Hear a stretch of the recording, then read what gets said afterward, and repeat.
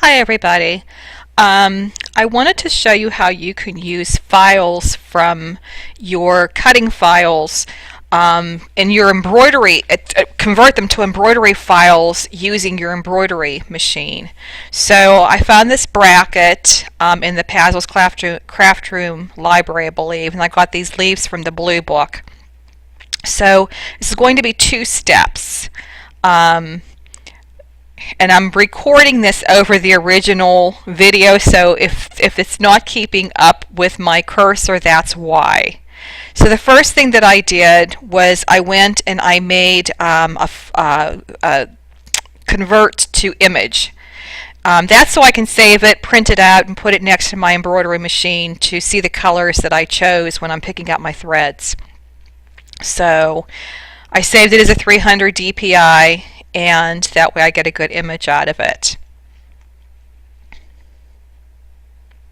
And I have no idea what I said in the original video. So I chose painting with Autumn. I just chose some of my regular fonts. And like I said, these are the leaves are from the Blue Book. I colored them in the way that I wanted. So the bracket I've decided is going to be an applique. The inside of the bracket will be fabric. And then I'll stitch that, and then the leaves will be placed on top of the bracket. And those will be stitched with the painting in Autumn. So first I'm going to save the bracket. And do save as, and put in bracket. And I believe I put B because I had practiced this ahead of time, and I have my 1, 2, 3. So I think I put bracket A or bracket B there. I can't see it where I'm recording this. And the first one saves as a PNG. And you hit save. And then this comes up. Make sure you have 300 in your resolution. And you save that, and that becomes your image, your JPEG. Now do it again. This time I'm doing with the leaves and the painting in Autumn. The first one, it becomes a PNG.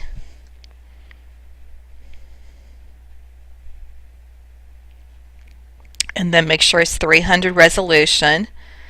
And that one became the JPEG. So we don't need this program anymore. I'm closing it out. You don't have to use Pazzles if you have Inkscape or some of the other programs out there like Make the Cut. It'll work just as fine. So now I'm going to open up SewArt. That's SewArt. It's a program that I purchased. There's a lot of programs out there for digitizing. This would be similar to vectorizing in your cutting programs, but in sewing programs it's called digitizing. So I'm just looking for my file so that I can open it up. And I believe I started with the bracket first. There it is. And so now I have to posterize it. And that's to get most of the color out of it and just simplify it. So what I'll be doing is clicking on the magic wand, and it brings us up. It makes everything disappear. That's fine. You just hit the next button. And I always go to the very last button first, and if it shows up, I just hit next. And I go to the last button again and hit next. As long as it's showing up identical, you just keep hitting next. And this is such a simple file that it's real easy to go to next. But in that case, it didn't, so I had to go one up.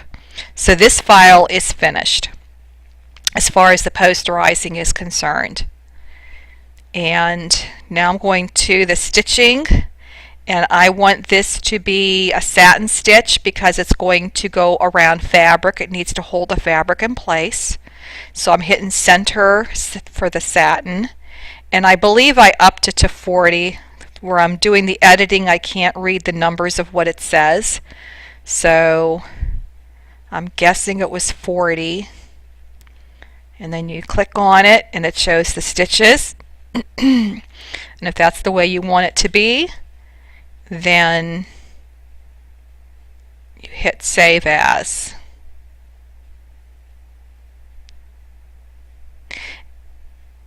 And I just realized I've been saying save as PNG in the Pazzles program. I was getting the two programs confused. The first one here saves as a PNG.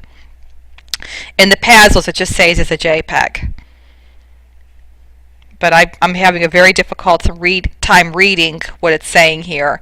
And now I'm showing you where there's different types of files depending on what kind of a sewing machine you have.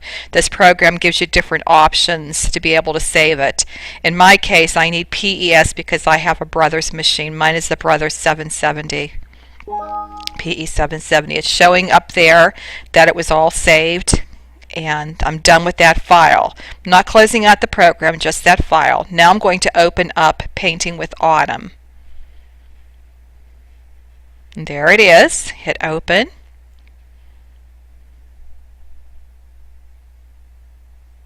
And now we need to digitize this one. So go to the magic wand again, hit next, and go to the very last button. And there it is. That looks fine. So I can just hit next. And then go to the very last one. And as you can see, my left leaf lost its color, so that's not going to work. I'll go to the next one up, and there it is again, and hit next. It doesn't have to be the perfect color because that could all change later. And just keep hitting the last one and next, or the next one up. Like I lost everything here, so then I'll go up one more, and I'm still missing a color, so I'll go up one more, and there it is, and just hit next. And now we've posterized it. Now we need to put some stitching in.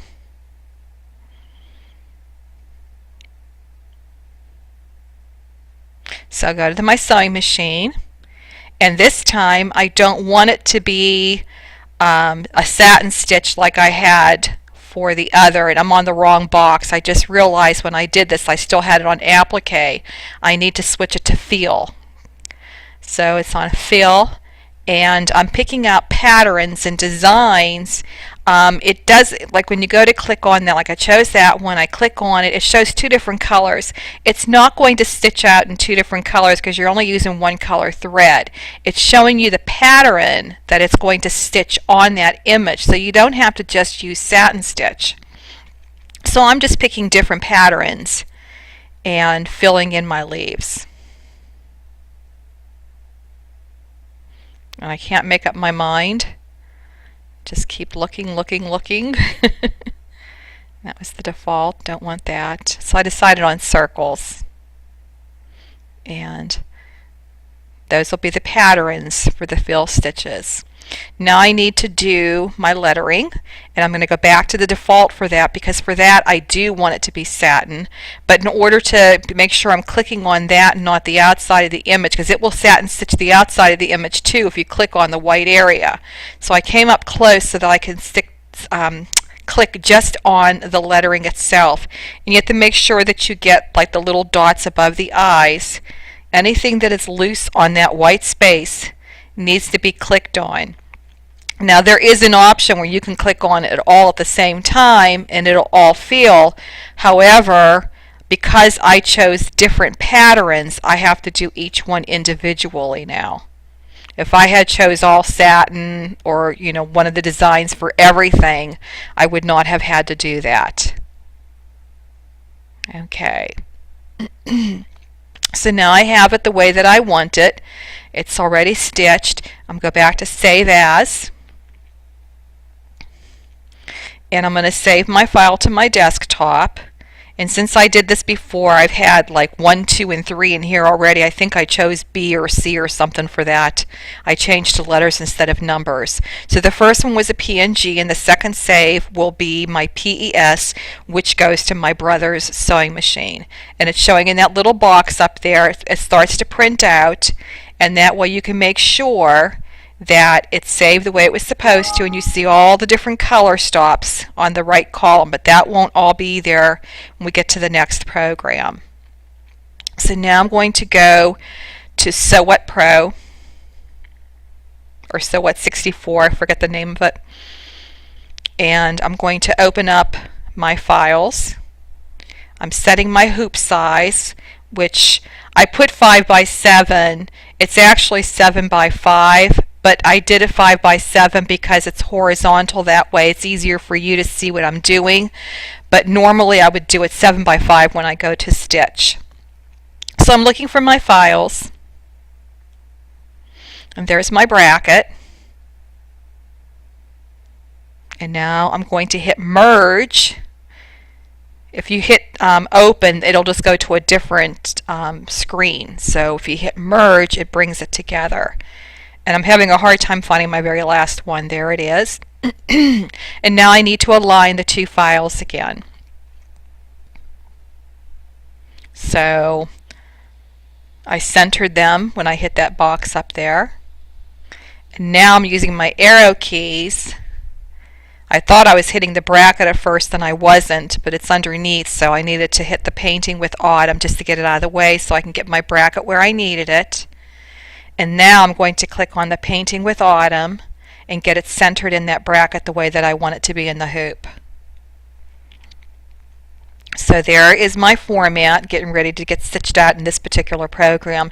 And if you notice, there was like a barrage of colors in the last program. If you look to the right, now the program has changed, and there's 3 different colors there for this one bracket, because one is a running stitch, one is a stitch that tacks the fabric down, and then the last one will satin stitch all the way around. So I would have my fabric on my hoop, and I would do that first, and then cut away the excess fabric from the outside of the stitching. When I'm done with that, then I would bring in my painting with Autumn with the leaves, and I would delete the bracket. So I'm using my back button to my advantage by using 2 different files here, and these are fill stitches. And then what would happen with this one is it would go ahead and stitch in all the fill, and it would be on top of the fabric that's on, like, within the bracket. Like, say I have a plaid fabric underneath it, that's what it would be on top of it. So when I go to stitch this, I will show you the pictures. So I hope that this has been helpful. Like I said, you can use Inkscape, Make the Cut, anything that will make a very good JPEG. I hope that this has been helpful. This might inspire some of you to want to get into machine embroidery. There's tons of things that you can do with the machine embroidery. A lot of people make a living off of it. I'm not. This is mostly for my grandchildren, but I'm not even sure